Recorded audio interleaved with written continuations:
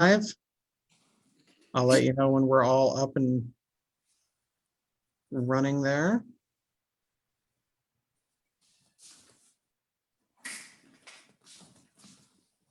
We are live.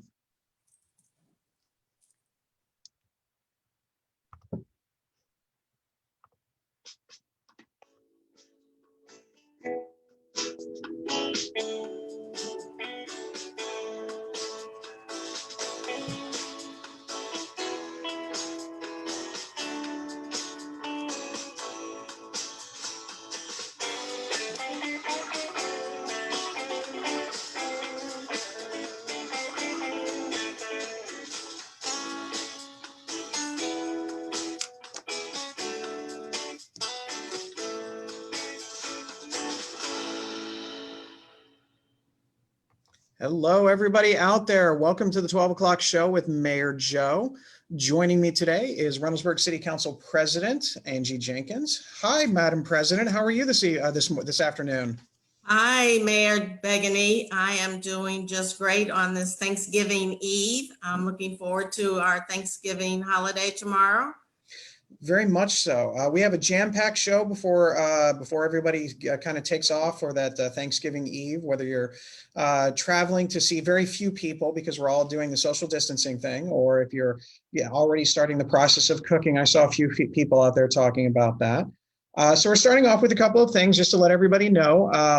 We've actually had some issues here at City Hall recently with our phone system. So if you've been trying to call into City Hall over the last maybe 7 to 10 days, some kind of weird things have been going on.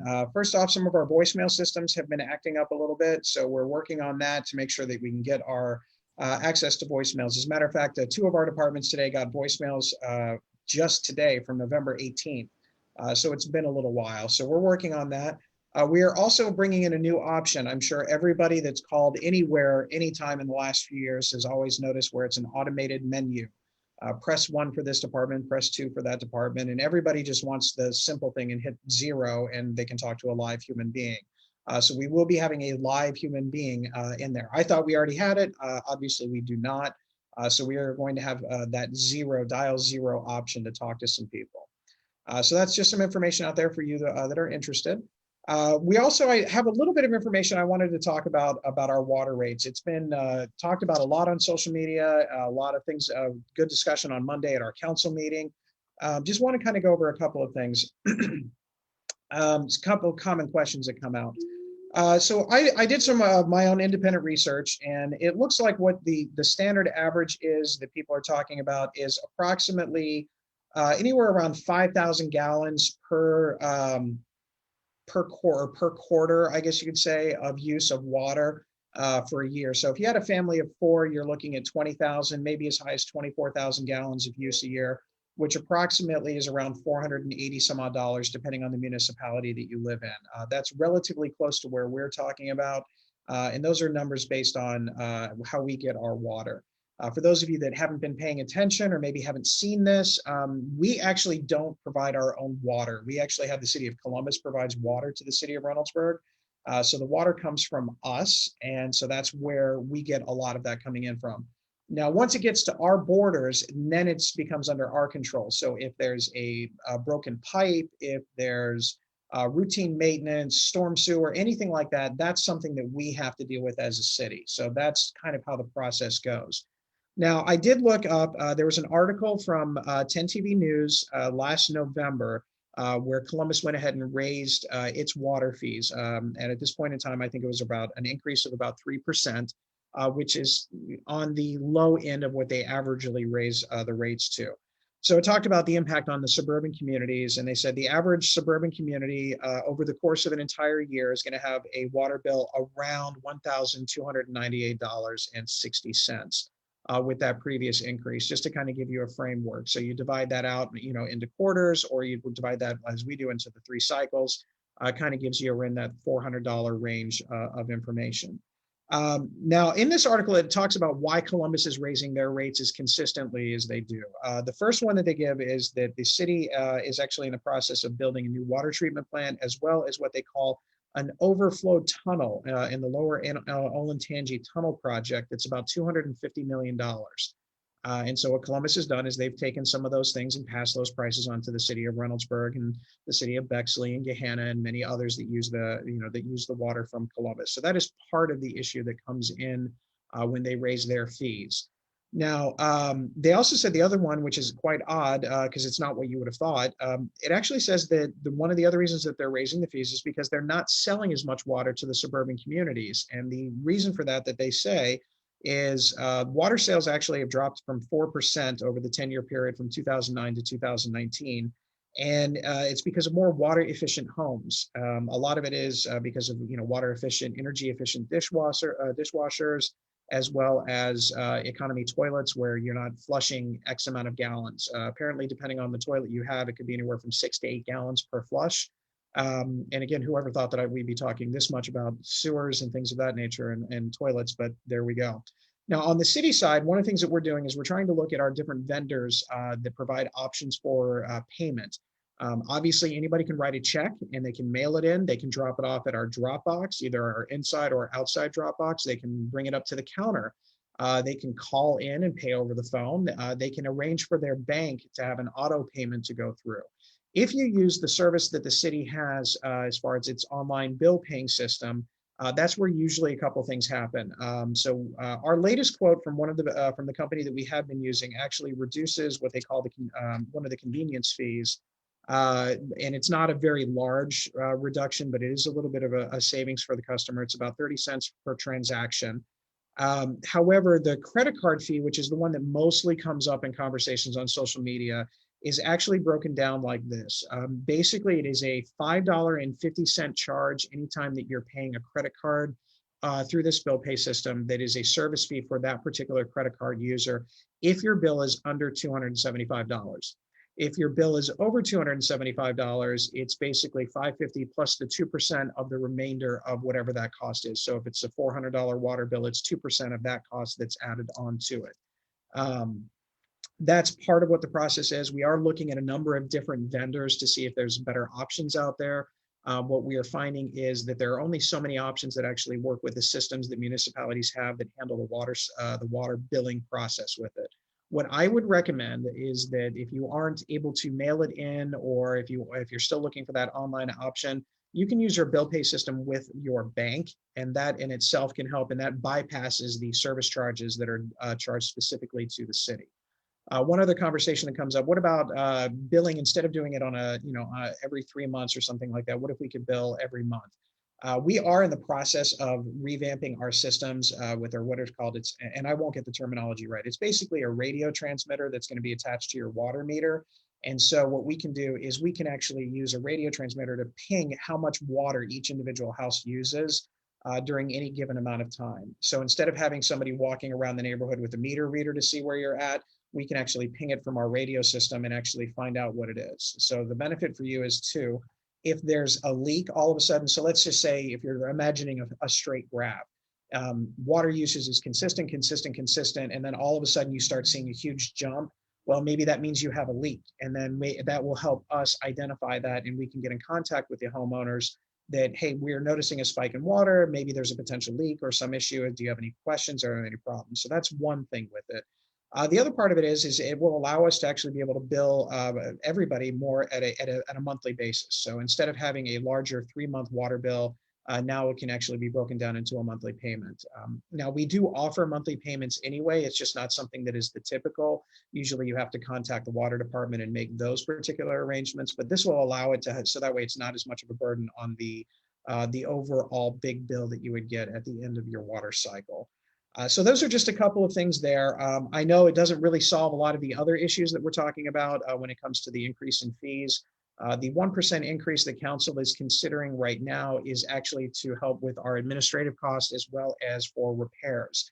Because we are a mastered metered community, if there's a water break, if there's a water line breaks, or if there's damage to any systems, and for our improvements that we are mandated to do by the EPA, we have to have the funds to be able to do that. And so that helps us get those funds so we can do the sewer replacements, and we can do the stormwater replacements and things like that we do every year at different parts of the city. So those are some things for the water rates. Obviously, if there are questions about that when we get a little bit further along, I'll be happy to answer some of those, but I do want to kind of move on a little bit to some other stuff. I have no code enforcement pictures for you today, but I do have some words of advice from our code enforcers as we enter kind of that winter season. First of all, make sure that when you are taking care of your grass or your leaves, if there's any left after the windstorm the other week, please do not put your leaves into the sewer system. Do not take your leaves and put them into the storm sewers, because what that does is those things don't get out of there. And then when the rains come, things get clogged up, and that's when you start to see water kind of seeping out and getting into areas like we saw in the spring when we had that really bad rain. So make sure that you take proper care of those leaves. Make sure that you pack them in, the leaf bags, so our Rumpke can come out and pick those things up. Also, if we do get any snow this year, you are reminded to not push your snow into the street. Try and again pile it up on the sides of the road, so that way when the snow plows come in, it's easier for them to get things cleared off as quick as possible for the safety of everybody. We also need to talk about trees. If you have a tree that's in the right of way, those are your community members' responsibilities. On the street side, the tree should be having a clearance of about 14 feet. On the sidewalk side, so when you're walking on the sidewalk, the tree should be no shorter than 7 feet. So that way, pretty much everybody fits under that 7 feet window, which obviously I do as well. As far as garbage removal, this is the last one. Obviously, this week doesn't count because garbage is delayed a day due to Thanksgiving. But we do have, on a typical week, you're looking at putting your garbage out no earlier than Wednesday at 12 o'clock and bring everything in no later than Friday at 12 o'clock. Now, obviously, there's exceptions to this. If there's a delay in Rumpke service, which has been consistent lately because of COVID and things like that, obviously, sometimes they last a little bit longer than that. I did talk to a resident last week. It was probably about 7:45 at night, and their garbage had not been picked up, and my recycling had not been picked up. So they ended up picking that up first thing in the morning the next day. But just things to kind of keep in mind, especially because what we're really worried about more than anything else is if the garbage or recycle bins tip over, and then all of a sudden you have trash and refuse in the streets and blowing around and things like that. The other one that I wanted to talk about as we get through is a lot of concerns have come in about cars that are parked on the sides of the streets. You're able to park your car in the street unless it specifically says no parking.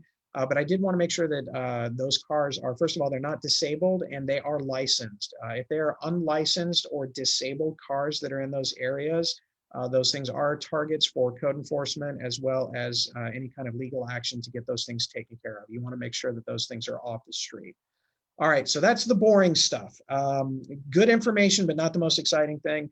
We do have some good news on our CARES Act. We are pretty much closing the book out on our CARES Act for small businesses. We will have awarded, once we get a few more checks out, a total of $226,162.27 to our small businesses, which again are the lifeblood of everything. I do encourage all of you to go out to Small Business Saturdays, local community businesses. I already have an order in at Starstruck that I'm going to pick up this weekend to try and help our small businesses survive, especially in a time of COVID where maybe it's not going to be as easy to get in there as it was before. So if they have online options, things like that.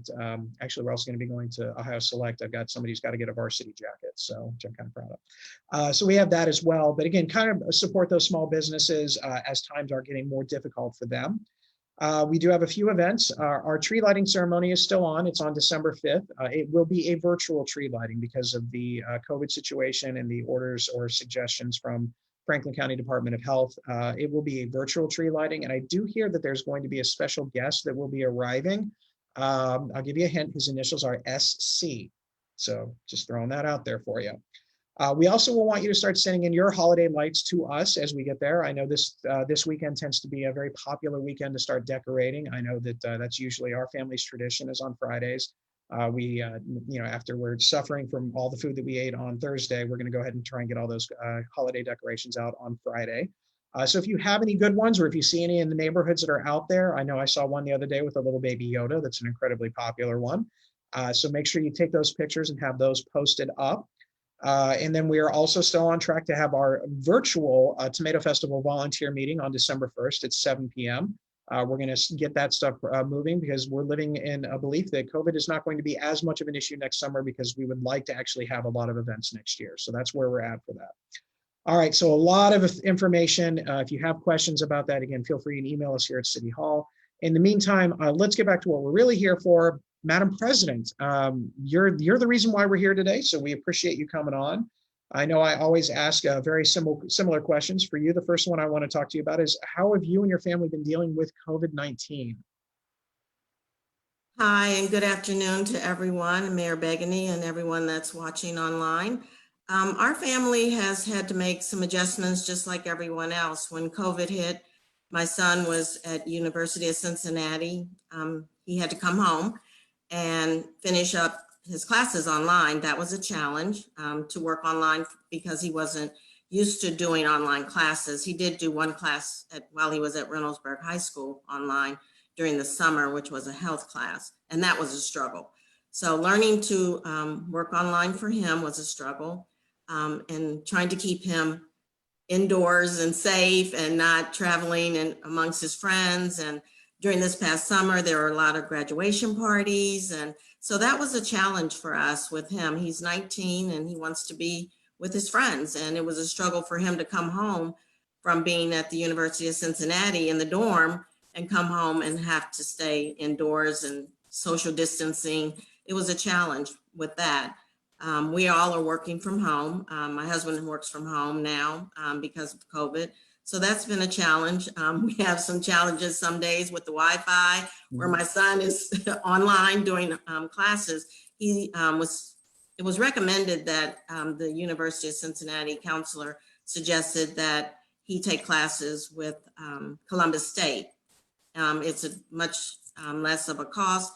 And so he's been working and going to Columbus State and working from home. But the challenge that we have had recently is, I don't know if it is because we're all online at the same time and the Wi-Fi isn't as strong, but we've had those challenges with that. We're not doing Thanksgiving the way we normally would have done it. Normally we have family come from Cincinnati here, but today we're traveling to Cincinnati to take Thanksgiving dinner to them. So it's been a little bit of a challenge, just trying to do social distancing, wear a mask. Those have been just our challenges during COVID, just being at home and trying to work from home and use modern technology at its best. It definitely is a little bit different. My family's staying here as well. It's just going to be the four of us this year. So in-laws are not going to be coming by, and my brother's going to be spending time with his family as well. So it's a big difference for a lot of people. It's safer in the long run. So, just to kind of keep that, we don't want to have any, too close to home COVID exposures. Right. Now, since you've been on city council, it has not been a boring year by any stretch. But what's your biggest concern as president of Reynoldsburg City Council? What do you see as some of the challenges that might be coming up either this year or into the future? Well, when I was campaigning and going door to door and actually talking to other state representatives and other people on city council and other areas, the key for me was communicating with and partnering and collaborating with other people on other city councils. And we border with Columbus. So in trying to partner with them and trying to understand how they work and how we can work together. One of the key problems that is a concern for me has been safety. We have streets where we don't have sidewalks and it's not walkable. And that's been one of my major concerns with safety, crime in the area. I have been speaking with Judge Mingo's office about crime in the area. And recently I've connected with someone with CODA to talk about some of our bus stops. We have some bus stops that are a challenge for people because they're in the grass. So I've been looking at grant opportunities to try to make some of the bus stops a little more safer. And some of the bus stops are on the border of Columbus. So again, we're needing to partner with Columbus to try to make those areas safer around the McNaughton area, on the Broad Street side, and we have a few on Main Street as well. So I've been having conversations with some of the other council members regarding safety in Reynoldsburg. That's been one of the areas that I've been trying to work on. Yeah, it's been a big conversational topic here. I know you and I have spent some time talking about it, and we're hopeful this year that we're able to do some good things with our sidewalks. And I guess what they're kind of like sidewalks that go nowhere, where all of a sudden the sidewalk just stops. I know there's one on Retton going to Bryce Road. I know there's another one, Palmer and Graham, right by the Livingston House, where there's nothing there. So there are a lot of things that we are going to work on, but I think, yeah, working with other municipalities, specifically with Columbus, on a number of issues is a good thing, especially where it relates to sidewalks and especially any kind of criminal activity as well. As far as looking forward into, and take COVID out of it because I'm tired of talking about it, but what are some of the challenges that you think that are going to come up in the next couple of years outside of some of the things you've already touched on? Well, in the MORPC report, they have shared with us about population growth. Mhm. And when you talk about population growth, you talk about housing. And so that's going to be a challenge with all areas in Columbus and throughout Ohio, actually, as far as affordable housing and as far as finding places for people to live. We're one of the hot zip codes, so a lot of people are looking at Reynoldsburg. And so I think that housing is going to be a challenge for us as well as it is for other communities. And so trying to find places for people to live is going to be a challenge. We are expanding in Reynoldsburg, and we are growing as far as building condos and apartments and housing over in the Wagner area. So we are growing, and we will have places for people to move into here. But according to the MORPC report, we're growing in population. So there's going to be a challenge to find places for people to live. And then with that, we need to have businesses for people who want to live here and work here. So that's going to be, I think, our challenges going into 2021 as far as bringing in new businesses, which you have been working very hard at bringing in new businesses. We don't want to just rely on L brands because we don't know what their future looks like. So we're going to need to bring in businesses and have opportunities for the people that live here. I agree. It's definitely something that we're working on. I know when we have our city level meetings with MORPC, a lot of cities share the same concerns about housing. And what no one wants to have is where housing is relying only on one community, where every community does have a role to play when it comes to housing, specifically affordable housing or workforce housing, things of that nature. I know one of the big concerns that's out there when it comes to apartments is either issues when it comes to maintaining those apartments and how they look. Our code enforcement has done a fabulous job this year, just hitting the ground running, especially in a time of COVID, trying to work on some of those things to kind of upgrade those. And then our hope is that any new developments that come in, it's going to be a lot easier to maintain those areas because we'll be on them significantly to make sure that they take care of their properties. And that will help kind of a little bit of everything. But the job one is there as well. You mentioned CODA as well. We had a meeting with CODA this week, and how CODA and transportation impacts the jobs that are available. And a lot of this is chicken or the egg thing, where jobs go where people are, CODA goes where people are. But to have people live there, then you need to have jobs. So which one is it going to be? And so we've done a pretty good job so far with the housing. And we are definitely working to bring in a number of different business opportunities into Reynoldsburg. And hopefully in the not too distant future, we'll be able to share some of those really good things that are coming our way. But I do have 2 questions that were submitted ahead of time. And these are not the most difficult of questions, but then again, maybe they are. Doylene Williams, who is a frequent watcher, I hope she's out there watching today. She has got a couple of questions for you. The first ones would be, and this is a good question, what would you like the Reynoldsburg residents to give you for Christmas? Oh, that's a tough question. What I would want for Christmas would not just be for myself, but for the community, would be that everyone be a little kinder. I just feel like during COVID and during the election year, things have been tense. And I just feel like we all could be just a little kinder to each other in driving and being safer in our community. We have a lot of speeding in the neighborhood. I walk a lot in our neighborhood, and I just notice a lot of speeding. And I just feel as though we could be a little kinder to each other and just a little more safer, wear the mask, and just be considerate of other people. And I just wish that people would just be a little nicer, and just that we can just have peace within each other and be kinder to your neighbors and just look out for one another. If you can give, give to the food pantry, just be a little nicer. And I'm glad the election is behind us and we can move forward in 2021 and, just work towards building a better community. Here, here, I second that.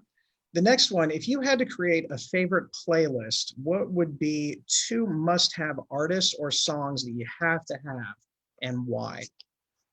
Well, I have a lot of music on my playlist and I keep adding to it, of course. But I watched the music awards this past weekend, and as I watch most music awards, and there's one song that they always play a lot recently, and it's a song from the 90s. And I may get the name of the artist because I am not a name that tune kind of person, but it's from the 90s and it's Bev Bill DeVoe. Belle Biv DeVoe. And the song is Poison. And so when that song comes on, I am dancing on when it comes on the music awards. It was on this past weekend, surprisingly, and it's a song from the 90s. So that's one of my favorites that I listen to a lot when I'm walking. And I probably have 3. The other one artist is Bruno Mars. I listen to a lot of his songs a lot when I'm walking, and I enjoy a lot. He has a lot of music that I enjoy and have to listen to, and I listen to that, and I walk at least 3 or 4 times a week, so I'm constantly listening to Bruno Mars. And I'm gonna name one more, which is Anthony Hamilton, which is The Best of Me. And recently during COVID, if you go to YouTube and if you Google Anthony Hamilton, there's a dance that goes with the song. And so I've been dancing in my family room while listening to it on my laptop, and it's a dance step and it's really fun. And so I've been doing that and while listening to The Best of Me. So I like to dance a lot. And so I dance in my family room. I may be dancing by myself, but I do a lot of that during COVID. It's fun and it's exercise, and I turn the music up really loud. And so those are some of the 3 of my favorite artists that I listen to on a regular basis every week, whether I'm walking or dancing in my family room. So That's good. Thank you, Darlene, for those questions. Do we have any other questions out there so far? We had one come in from Allison, and this is about the mask mandate. She wants to know who in Reynoldsburg is enforcing that. Yeah, the mask mandate actually goes to a couple of things. First of all, it's enforced by the Ohio Department of Health, and more specifically, the local county departments of health, whether it be Franklin or Licking or Fairfield. RPD does have the ability to go out and request and recommend people to have masks. Usually our officers are masked up and they have additional extra ones just to remind people to have those on. As far as the enforcement inside, private stores, things like that. Most stores, I don't think we've had any complaints recently about people not having the masks on. I know when everything was shut down, there were a couple of stores that were open that were considered essential, and there were questions about it. I know Joann, et cetera, was one of them, as well as Hobby Lobby and things of that nature. And there were questions about whether they were going to be open or closed and what enforcement abilities we had with that. But typically, a lot of that rests with the Franklin County Department of Health from a majority of Reynoldsburg. That's a good question. Anything else? Right now. All right. Well, Madam President, I would love for you to stick around for a few more minutes while I go over a couple of other things. And if any other questions pop up, they usually do. Just kind of letting everybody know that as of right now, our Parks and Recreation basketball registration is still going on through basically next Monday, the end of November. And we are hoping to kick that off after the first of the year. We've had good conversations with the school district, and obviously things are in flux with COVID.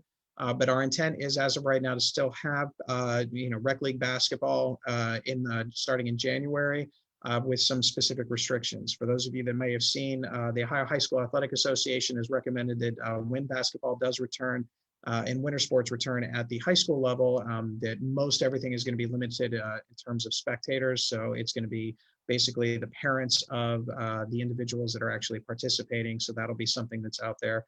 But again, that's part of the reason why the mask issue is such a big thing, is because it has shown to reduce the transmission of COVID-19. And therefore, what we want to do is try and find people to have the best opportunity to participate in those extracurricular activities.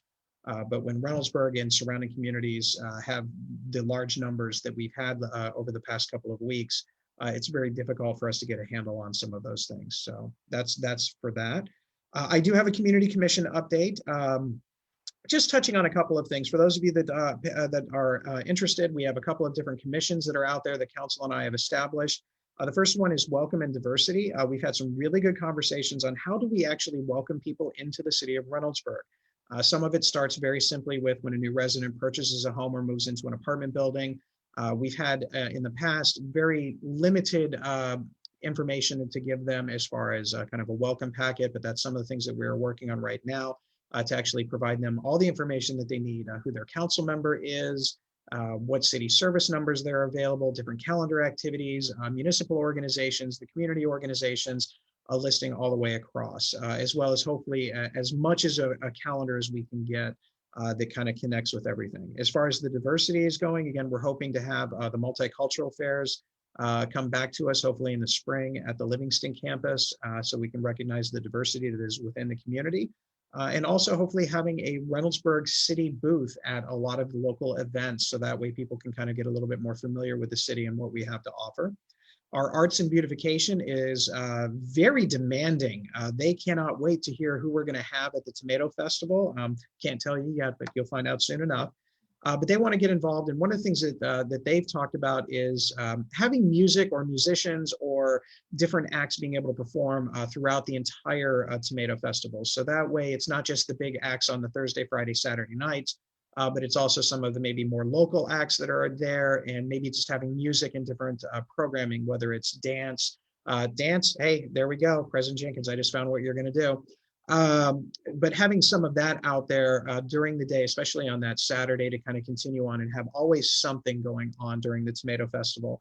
And then the beautification, I know we've talked about how do we incorporate more art within the community, and then also some things that we're looking forward to, especially when we get back to the spring. How do we clean up the neighborhoods? How do we work with, bringing what kind of flowers to plant with our arborist and things like that.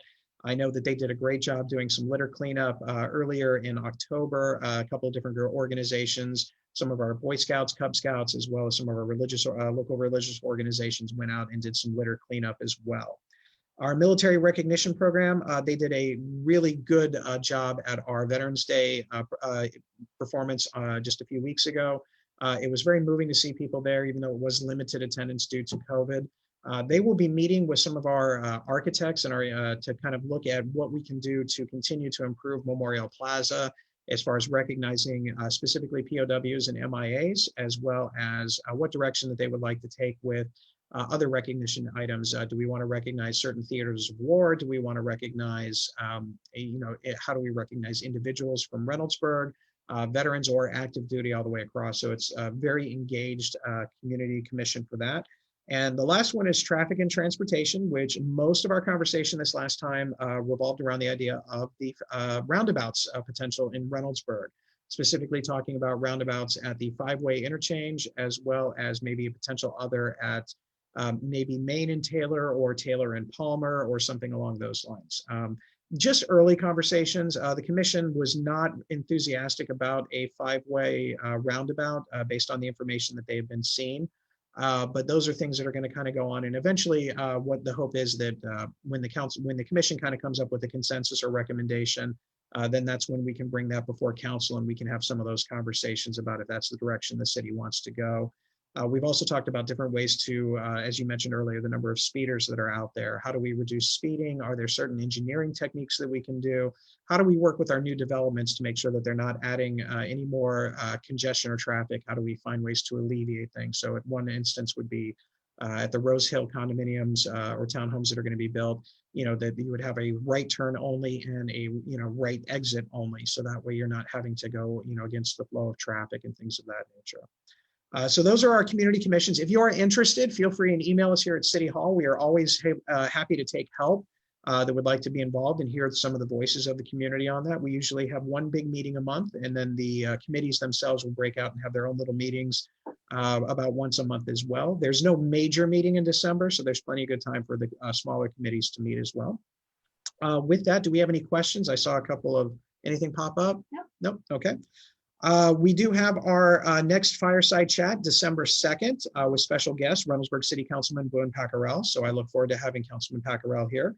But before we sign off, I've got a couple of other things to do. Councilwoman Kristen Bryant requested that I, in my authority as mayor, pardon Tom the Turkey. So we have basically some information. I didn't know about Tom the Turkey as much as the information is what we have, but basically we did some research. And what we found out here for Tom the Turkey is we found out that Tom the Turkey was hatched around November 5th, 2019. It's about a height about 34 inches. Maybe he was kind of kneeling down a little bit, about 56 pounds. So, but no, you can't. Wingspan of about 37 inches. Their favorite music band is 21 Pilots, so very local oriented group. The favorite snack obviously is tomatoes. I mean, Reynoldsburg Tom the Turkey's got to love the tomatoes. The gobble style, basically rambunctious. I mean, it is Reynoldsburg. We're a little crazy out here at times. Favorite sport is the NFL. I believe that Tom the Turkey does like the New York Giants as well as the Chicago Bears, or at least that's what I'm saying that Tom the Turkey likes. Favorite pastime, strolling up and down Main Street, stopping traffic, and, kind of looking cute, just that type of thing. The goal is eventually one day to march with the Raider Marching Pride of the 4th of July parade. So that'll be something that we can look forward to next year. But so there's Tom the Turkey right there from one of our photographs on a nice sunny day. So let me assure you that this fine Thomas the Turkey that will not end up on anyone's dinner table. He has been granted a mayoral pardon. So keep that in mind as you are looking out there, those last minute shoppers for turkeys. Got to keep your hands off Tom. With that, closing remarks, I want everyone to, again, stay safe, stay respectful. President Jenkins, you had a great idea for a Christmas gift for you. I think that would be a great holiday gift for everybody here in Reynoldsburg. A special shout out to those of you tomorrow, our first responders, our firefighters at Truro and Southwest Licking, our police officers, their dispatchers, their families, our essential workers, and any of our active duty military personnel who are not going to be able to be home tomorrow for Thanksgiving. We all understand it's frustrating that maybe we're not able to be with our families as much as we want, but some of these people that are out there doing the greatest work ever, this is a consistent thing. They're not always able to be there. So kind of have a little thought in your prayers for them on this Thanksgiving holiday. So with that, do we have any last second questions? No. Nothing. All right. Well, without any other questions, Madam President, and I love saying that, by the way, Madam President, thank you so much for joining us. Safe travels down to drop off your meal to your mother, and happy Thanksgiving. Happy Thanksgiving to everybody out there in Reynoldsburg. Happy Thanksgiving. God bless. We'll see you all soon. Bye, everybody.